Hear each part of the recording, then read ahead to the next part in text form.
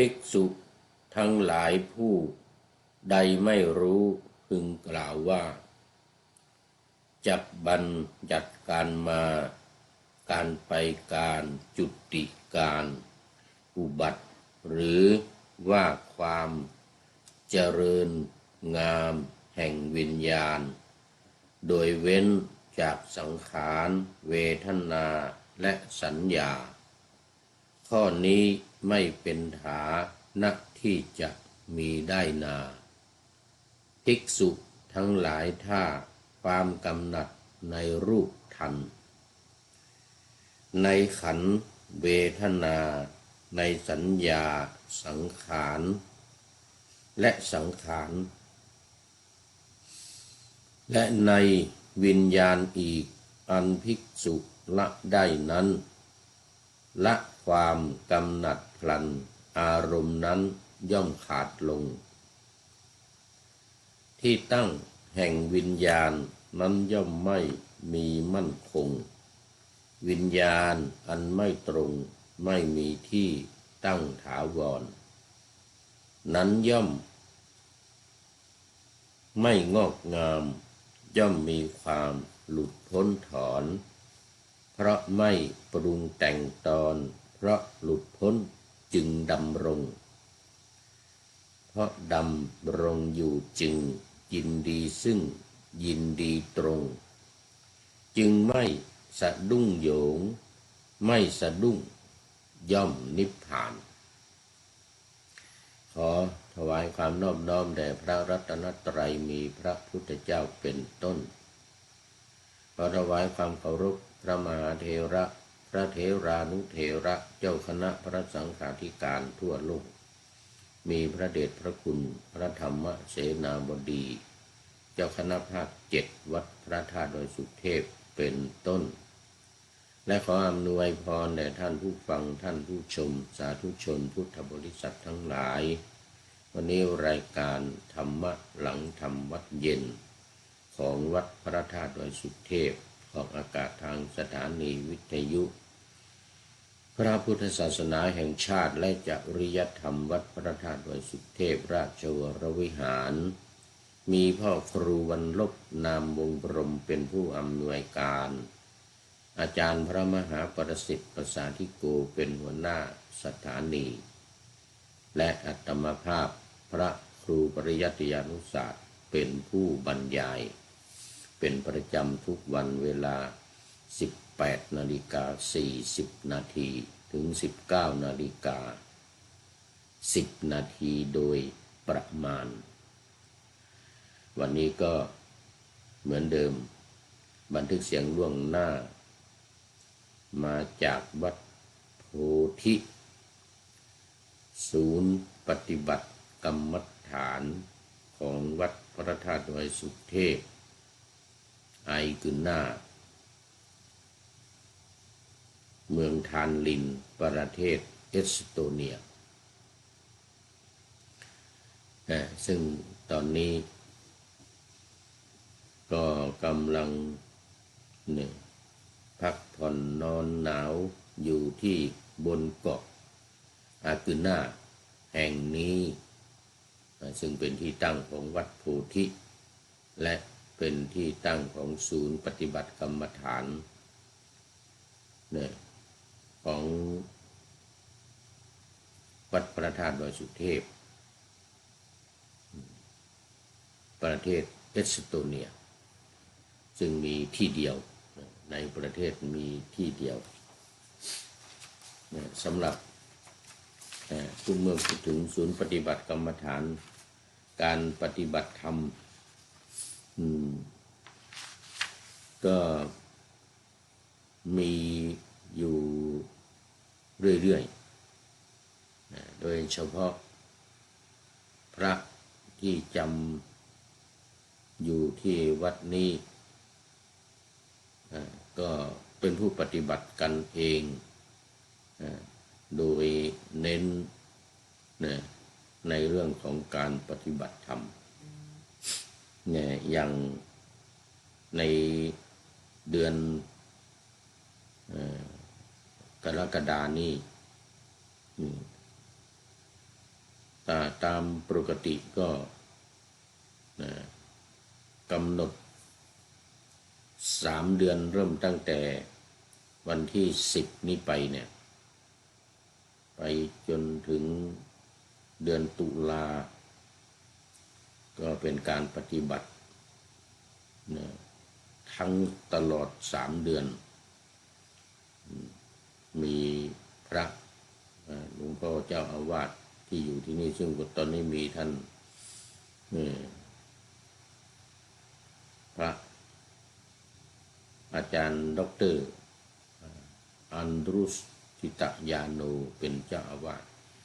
นำการปฏิบัติตอนนี้ก็ปฏิบัติกันทุกวันเป็นปกติตอนเช้าตอนเย็น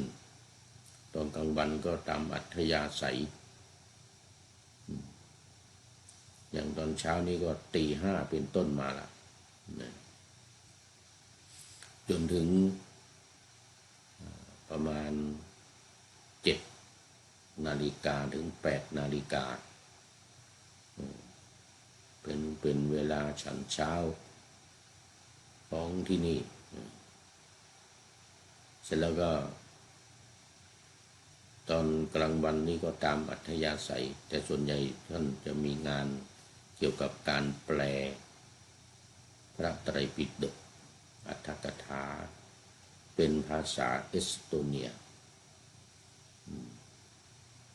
แล้วก็ตอนเย็นไปเริ่มอีกทีทำวัดเย็นตอน1 ทุ่มแล้วก็เริ่มปฏิบัติไปจนถึง3 ทุ่มไม่เกิน4 ทุ่มก็พักผ่อนตามอัธยาศัยต่อไปอันนี้เป็นปกติของประจำวันและที่ว่าเมื่อกี้นี้ที่ว่า3 เดือนนั้นก็จะมีการปฏิบัติแบบเข้าเงียบคือมาไม่พูดไม่ทำงานอื่นไม่อยู่คลุกคลีกัน2-3 คนขึ้นไปอย่างเงี้ยนะแต่ว่าตอนนี้เลื่อนตอนนี้เลื่อนไปเป็นเดือนธันวาถึงเดือนมีนา3 เดือนเหมือนกันคือเลื่อนการจำพรรษาตามกำหนดพรรษาแรกพรรษา2เริ่มตั้งแต่เดือนวันที่11เนี่ยกรกฎานี้เป็นต้นไปเนี่ยแต่ว่าทางในยุโรปนี่ก็ตามความจำเป็นเพราะว่าฤดูฝนมันมีตลอดปีจะเอาเดือนไหนก็ได้ฝนมันตกตลอดเดือนตลอดปีดังที่ได้กล่าวไว้แล้วอันนั้นวัดนี้วัดโพธินี่ก็มีการประชุมตกลงกันกับคณะสงฆ์ของสังฆเถรวาทในประเทศเอสโตเนียตกลงกันว่าเลื่อนไปเป็นวันที่เป็นเดือนธันวามกรากุมภา3 เดือนเนี่ยธันวามกรากุมภาควบไปถึงมีนาประมาณวันที่7วันที่8เดือนมีนาเป็นการจำพรรษาซึ่งเป็น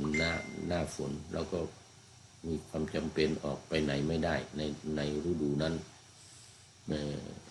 ฝน2 อย่างคือฝนทำปกติฝนหิมะฝนหิมะจึงทำให้ออกไปไหนไม่ได้ต้องอยู่กับที่นั่นก็ถือโอกาสจำพรรษาทีนี้ก็เลื่อนจากเดือนเดือนกรกฎาคมนี้ไปเรื่องการปฏิบัติหนัก3 เดือนก็เลื่อนไปโน่นเลยเลื่อนไป ขออภัยเลื่อนไปธันวามกรากุมภามีนานู่นเนี่ยอันนั้นก็ มื่อวานนี้ก็มีโยมโทรมาว่าโอ้จะมีการถามเรื่องของการยุติการจัดรายการเนี่ยตอนนี้ก็เปลี่ยนใหม่แล้วเนี่ยคนจริงก็ประกาศไปเมื่อก่อนทีหนึ่งละเปลี่ยนใหม่ว่าดำเนินการต่อไปออกอากาศต่อไปจนถึงเดือนพฤศจิกายนนู่นเลยเนี่ยพอธันวามกรากุมภาก็จึงหยุดและตอนนั้นก็เป็นช่วงกลับเมืองไทยพอดีเลยเป็นช่วงกลับเมืองไทยคือเป็นช่วงกลับเดือนพฤศจิกาวันที่2กลับเมืองไทยกลับไปทำวีซ่ามาใหม่กลับไปทำวีซ่ามาใหม่ก็คุยกันว่ากลับมาให้ทันเดือนธันวาคิดว่าคงทันธันวามาจำพรรษามาเข้าพรรษาเดือนธันวามาเข้าพรรษาเดือนธันวาที่นี่นะแต่เป็นการไม่ประมาทเพื่อมันจะมาไม่ทันผู้พูดนี้ก็จะอธิษฐานเองอธิษฐานเนี่ยพรรษาตามปกติเนี่ยเดือนวันที่11เนี่ยโดยพระอื่นๆในวัดจะยังไม่ทำจะเลื่อนไปเป็นเดือนธันวาแต่เนื่องจากว่า ขอให้มันยังไม่แน่นอนว่าจะทำวีซ่ามาทันไหมในเวลา1 เดือน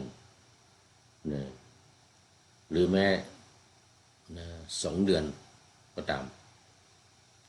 ถ้าเป็นพรรษา2ก็จะเป็นเดือนมกราจะเป็นเดือนมกราซึ่งก็จะมาลำบากมาถึงก็ยังไม่แน่ว่าจะข้ามฟากข้ามน้ำข้ามทะเลเนี่ยได้ยังไงต้องมารอดูเรือดูคลื่นดูเรือแล้วก็ดูสตรอมคือดูลมด้วยดูลมถ้าลมแรงนี่มันจะข้ามไม่ได้ก็เนี่ยมันเหตุการณ์มันยังไม่แน่เนี่ยมาแล้วก็ยังไม่แน่ว่าจะข้ามมาเกาะนี้ได้หรือไม่ได้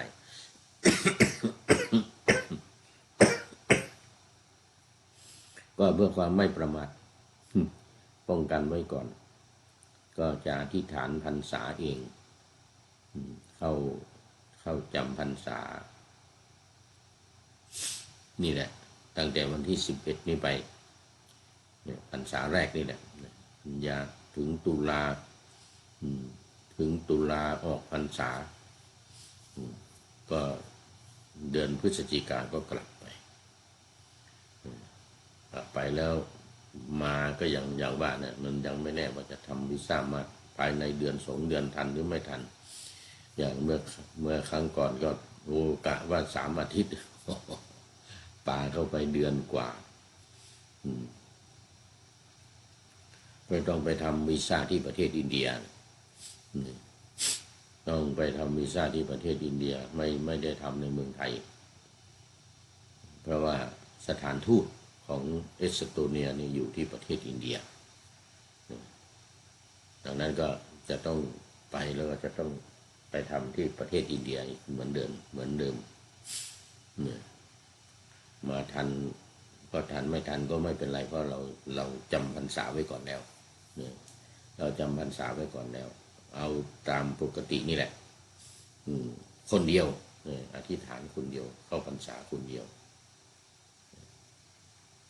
คนอื่นเขาจะเลื่อนไปเดือนธันวารูปอื่นตั้งแต่เจ้าอาวาสและพระเนนที่อยู่ในวัดนี้จะมีแต่เราคนเดียวผู้พูดนี้คนเดียวจำพรรษาอยู่คนเดียว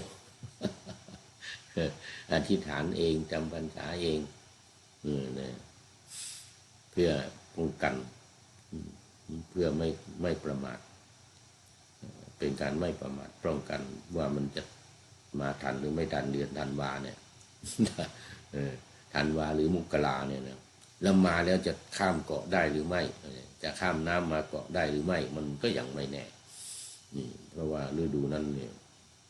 หมู่ที่อยู่ที่นี่ก็ออกไปไหนไม่ได้เนี่ยหิมะนี่ขึ้นสูงถึงหัวเข่าเนี่ยหัวเข่าถึงขาเนี่ย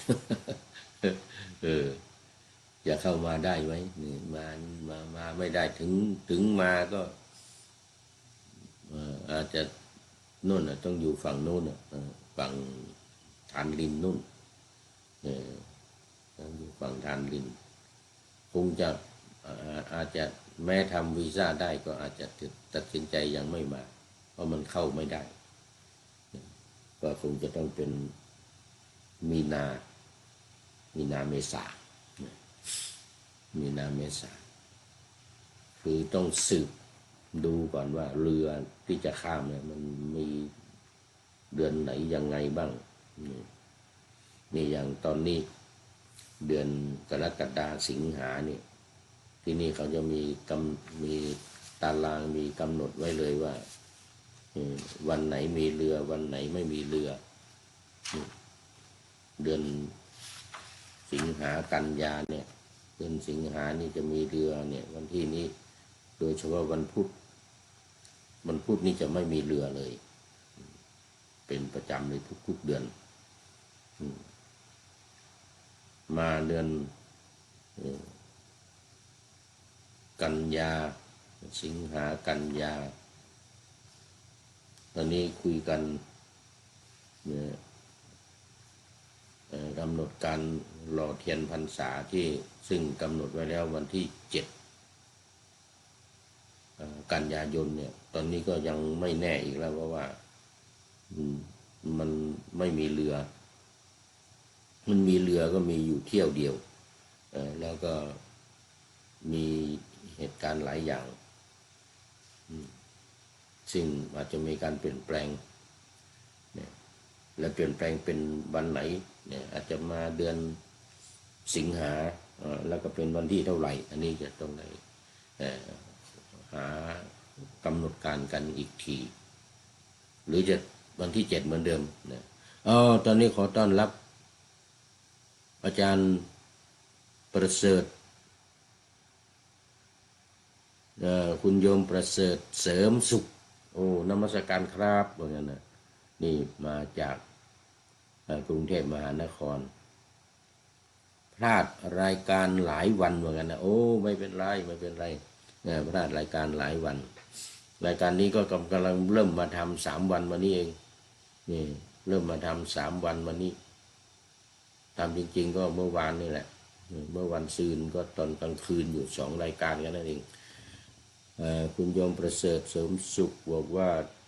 ตอนนี้ขึ้นมาเชียงใหม่ขึ้นมาเชียงใหม่หลายวันแล้วดีละโมทนาวันไปขึ้นไปตักบาตรเด้อบนพระธาตุดอยสุเทพแล้วก็สัญญาณไม่ค่อยดีเนี่ยต้องขออภัยบางทีมันก็ขาดบ้างเนี่ยบางทีขาดบ้างโมทนานี่อันนี้ก็เป็นท่านแรกอาจจะเป็นท่านสุดท้ายว่าตอนนี้ใกล้จะหมดเวลามัวพูดเรื่องกิจกรรมกิจการงานต่างๆว่าตอนนี้ก็เข้ามาสู่เนื้อหาของธรรมะหลังทำวัดเย็นวันนี้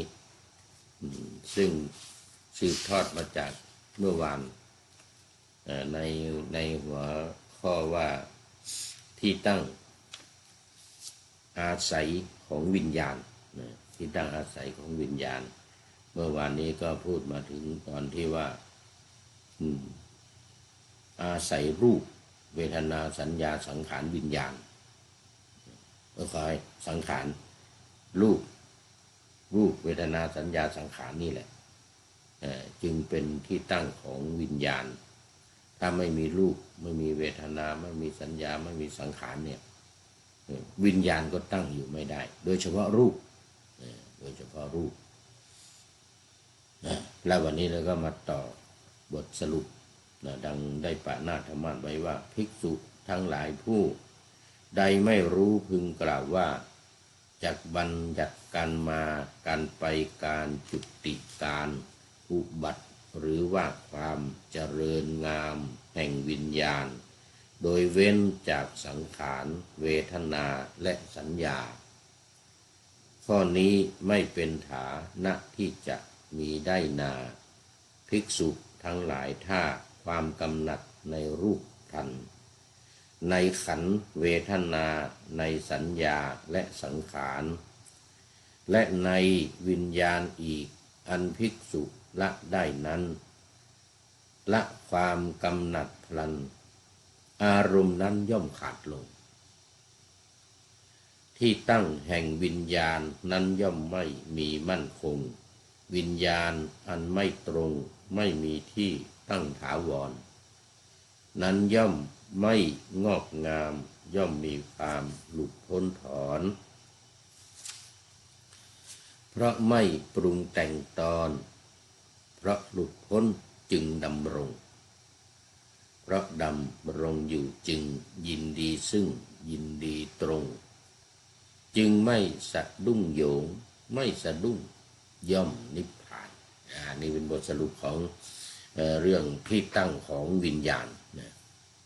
ดังที่มาในพระไตรปิฎกฉบับสยามรัฐขันธสังยุตขันธวารวรรคสังยุตตนิกายพระสุตตันตปิฎกเล่มที่17หน้า67ถึง68ข้อ106ถึง107ฉบับสยามรัฐซึ่งหนังสือพุทธวจนะนำมาลงไว้ตอนนี้ก็สาธุพระเดชพระคุณหลวงพ่อสุทธิสงึมรำจากจังหวัดบุรีรัมย์มาแล้วยกมือมาสาธุบอกว่า Good morning ว่ากันนะแน่นแน่หลวงพ่อขอบคุณมากยกมือสาธุมาแล้ว Good morning มาแล้วจากจังหวัดบุรีรัมย์แล้วก็ตามมาด้วยคุณโยมเปรมฤดีสุ่มสมบูรณ์กราบสาธุสาธุสาธุค่ะคุณโยมเปรมฤดีสุขสมบูรณ์มาแล้วก็ขออภัยอันนี้ไม่ได้ดูโปรไฟล์นานแล้วขออภัยไม่ได้เข้ามานานต้องดูโปรไฟล์โมทนากับคุณโยมเปรมฤดีสุ่มสมบูรณ์นะโมทนาดังใจความที่มาในขันธสังยุตสังยุตตนิกายพระตันตะเล่มที่17ใจความต่อจากเมื่อวานนี้ว่าภิกษุทั้งหลายผู้ใดพึงกล่าวอย่างนี้ว่าเราจักบัญญัติการมาการไปการจุติการอุบัติหรือความเจริญความงอกงามความไพบูรย์แห่งวิญญาณโดยเว้นจากรูปเว้นจากเวทนาสัญญาสังขารข้อนี้ไม่เป็นฐานะที่จะมีได้ก็คือต้องอาศัยมีที่ตั้งมีที่อาศัย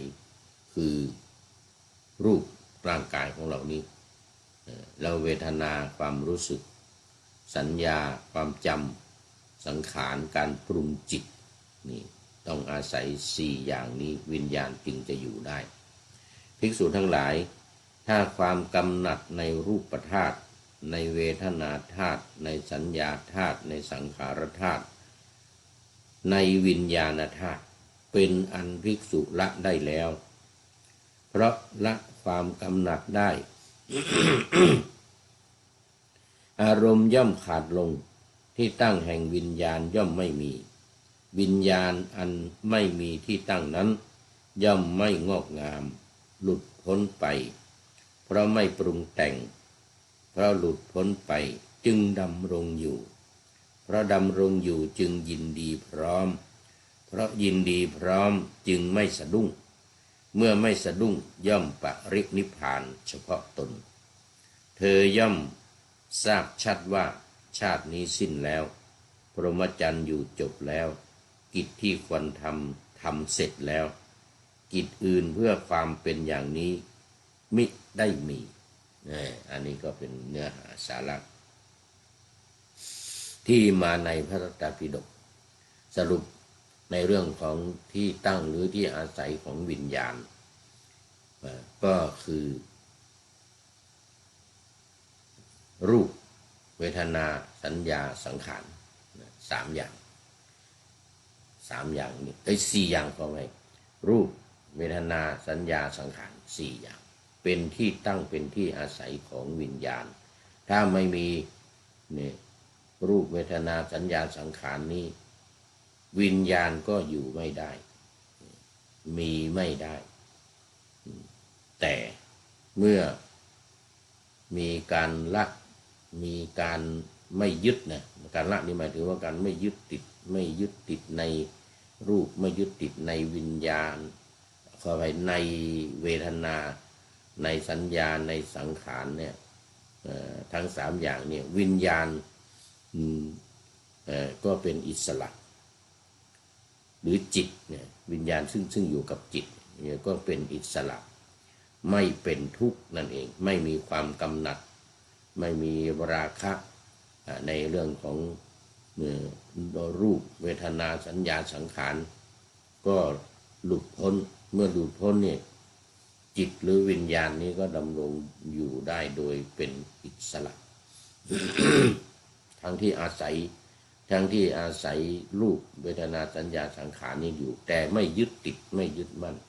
เนี่ยละไม่มีความกำหนัดจึงไม่สะดุ้งเมื่อไม่สะดุ้งก็หลุดพ้นเป็นนิพพานคือหลุดพ้นจากกิเลสไม่ยึดไม่ถือในขันธ์5นี้คือรูปเวทนาสัญญาและสังขารนี้ก็เป็นอิสระหลุดพ้นเรียกว่านิพพานวันนี้คุณโยมเปรมฤดีสุ่มสมบูรณ์ก็เป็นท่านสุดท้ายเข้ามาในรายการเข้าสู่เส้นชัยของรายการในวันนี้นี่ขอโมทนาเป็นอย่างยิ่งแล้วก็หลายๆท่านที่เข้ามาแล้วผ่านไปแล้วก็ขอโมทนาด้วยแล้วก็ขอนำรายการธรรมะหลังธรรมวัดเย็นจากท่านผู้ฟังไปฟังกันใหม่อีกในวันต่อไปขออำลาพรากจากผู้ชมฟังที่เดินยืนนั่งนอนฟังทั้งหลายขอให้มีความสุขใจและกายสดชื่นสบายไปตลอดกาลนำเอาธรรมะไปปฏิบัติเพื่อให้กำจัดทุกข์ใหญ่ภัยพานพ้นเกิดตายในวัฏสงสารบรรลุนิพพานทุกท่านกันเถิดขอเจริญพร